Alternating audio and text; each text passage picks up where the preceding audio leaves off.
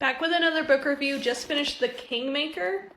That would have been my second book for June and my 14th book of the year. This was the June pick for my book club, and before we get into the review, this is what I would consider contemporary romance, and that's just not my genre.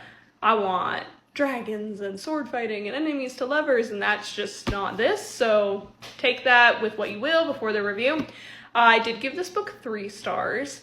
I liked the ending. I feel like this book almost sets up for the second one, and that the second book in this series is where maybe the real story takes place, because this just felt kind of like an introduction. It felt like the story itself didn't have a whole lot happening in it, and the cliffhanger at the end, like, I think really made the story and really bumped up those stars, in my opinion. There was obviously some things I didn't like. This book does have some spicy scenes in it, which I'm not a huge fan of to start with, but in this book, it didn't seem to add anything to the story. The language in the spicy scenes had me questioning things. I was a little confused. I guess the best way to describe it is kind of vulgar. And so it was not for me. I did not enjoy reading those scenes, and like I said, I don't think it added anything to the story. It just added more tension. And although this is not a miscommunication trope, it feels like it. Like, they could have talked it out. They didn't need this whole book to carry on with how they were carrying on. Now, the main character, I think, has a right to be angry at her love interest because he did lie about who he was and he wasn't all the way truthful with her. But, like, we gotta get over it. Like, it just drug out. Because you know they're gonna get together in the end, so why are we doing this cat and mouse dance? Like, just move on, forgive him, because you do at the end of the book anyway. So it just felt drug out.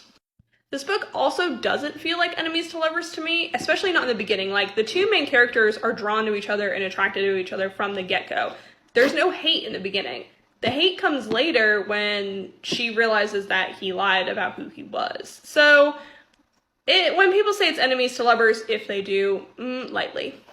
As far as the actual story goes, not the love story part, but just the story of the two characters, it is multiple point of view, but it does progress fairly well.